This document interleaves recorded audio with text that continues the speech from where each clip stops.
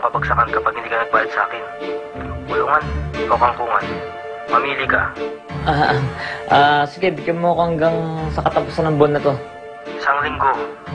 Kung hindi ka makakabayad, maalam ka na sa mga mahal mo sa buhay. Uy, ano naman gano'n? Maawa ka naman sa akin. Hello? Hello? Hello? Mr. Sonson, Doc, congratulations. Magkaka-baby na kayo. talaga po. Lisette is 2 months pregnant. O, paano? Next week, ha? Check up tayo ulit. Sige po, Dok. Salamat Sige. po. Salamat po. Tisha! Kaka-baby na tayo. Alam mo, gusto ko ng isang bouncing baby boy yan. Isang malaking pamilya tayo ba ng araw? Richard! Ay, nako! Richard! Paano natin bubuhayin yung baby natin? Hindi pa ako pwedeng mabuntis. Richard! Huwag na umiyak, Richard, ha? Andyan na yun, eh.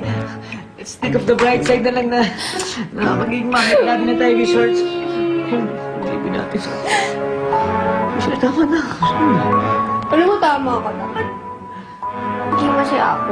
Dapat yung positive tayo. Ay, oo. Positive! Oo, positive. Pero, Richard, paano natin bubuhayin yung baby? Wala nga tayong pera! Richard, huwag ka mag-alala, ha? Okay? Akong bahala. Makakaisip tayo ng paraan dyan.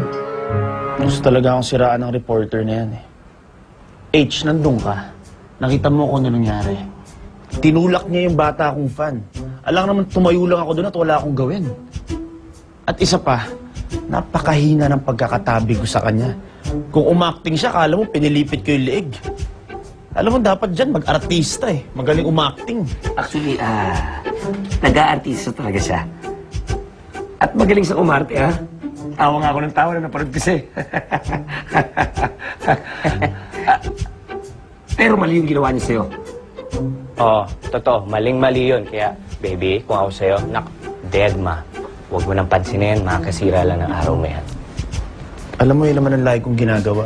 Hindi ko pinapansin yung mga reporters na yan, eh. Pero hindi pa rin nila ako tinatantanan. Kahit nga sa bahay ko, nakakarating yung mga yan. Which reminds me, I want to move to a new place. A new house. A new place, a new house. So, eto ba yung condo mo sa Makati? Alam din nila yun. I want a new place. Somewhere private. Yung isang lugar na liblib at wala masyado nakakilala sa akin. Alam niyo, busy ako. Madami akong ginagawa. Nagsusulat pa ako. Ate! Ay, naku, ang kulit-kulit mo talaga. Sinabi ko na nga, busy ako eh. Bakit Ate! ayaw mo ba akong Tsaka na nga muna yung trabaho. Meron kami sorpresa para sa'yo. Sorpresa? Liblib at private. Eh, saan naman kaya yun? Hello, sa moon? Ano ka ba naman, Justin? Ang magagawa natin, talaga namang famous ka with a capital F-A-M... M-U-S. M-U-S. Ay, oh, yun, Kaka. Anyway, wala tayong magagawa. Okay, baby, ganun talaga. Kahit sa ang sulok ng Pilipinas, talagang kilala ka.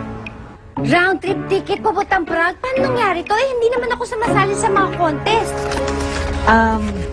Ate kasi ano yan, eh. Yung contest, secret lang. Oo, secret lang yung contest. Tsaka parang prize mo na rin sa'yo yan kasi isa ka sa mga loyal account member ng bangko namin. Tsaka isip mo, ang galing ha, sa dami na may savings sa bangko namin, ikaw ang napili.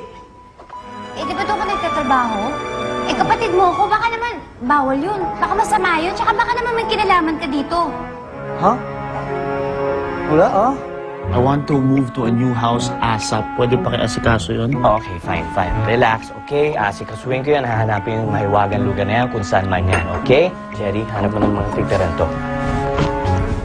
Anyway, relax ka muna. Upo ka muna dito, bebe. Back to the main business. Kaya nga pala, kailangan maging tolerable ka sa mga press. Para sa ganon, isulat na maganda lahat ng mga tungkol sa movies mo, mga write-ups mo, okay? Kailangan maging mabait ka sa kanila. Tsaka isa pa, eto lang, Justin, ha? Yung mga date-date na yan, ha? Ayusin mo yan. Hindi yung kung sino-sino lang yung mga dinidate mong starlet. Baka mamaya falling starlet pa yan. Kaya ayusin mo yan. Kaya pinagpepiestahan ka.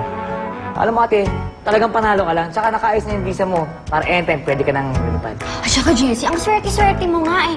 Isipin mo nga yun, di ba madaming ang may account doon, tapos ikaw napili, tsaka magaganda sa vlog. Mag-e-enjoy ka doon. Kaya, mabuti pa. Mag-impake na tayo. Oo, mag-impake tayo. Teka lang. Alam nyo? Parang may mali dito ah. Nabisto yata tayo. Talagang nabisto kayo. H, kung anong gawin ko sa private life ko, labas ka na dun. Okay. Sige. Sabi mo eh.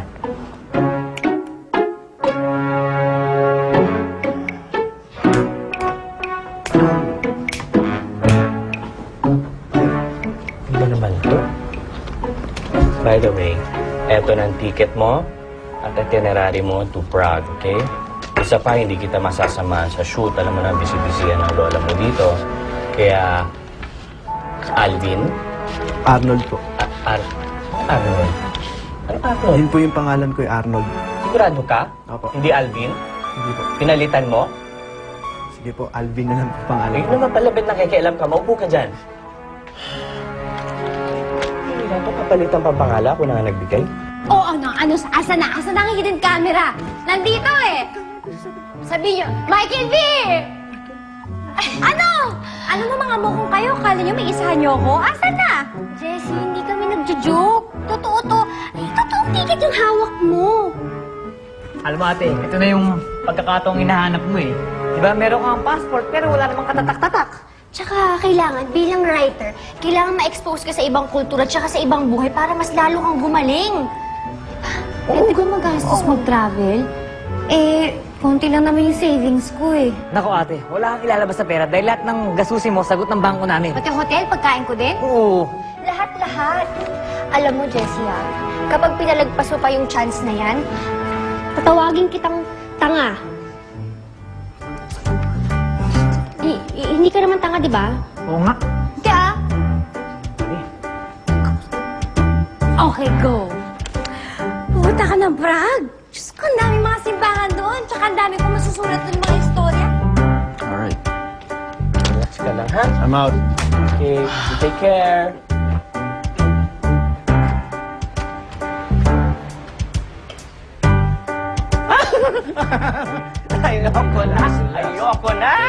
Ayoko na! Nasi-stress na ako talaga. Iba talaga pag ang malaka mo superstar. Relax. Huwag ka na sa stress. Dumadami wrinkles si Mama. Dapat kailangan straight ang mukha. Straight. Ayan. Hindi ka dumadami. Dumadami wrinkles eh. Ayan. Kailangan pala nakangiti. Ganyan, oh.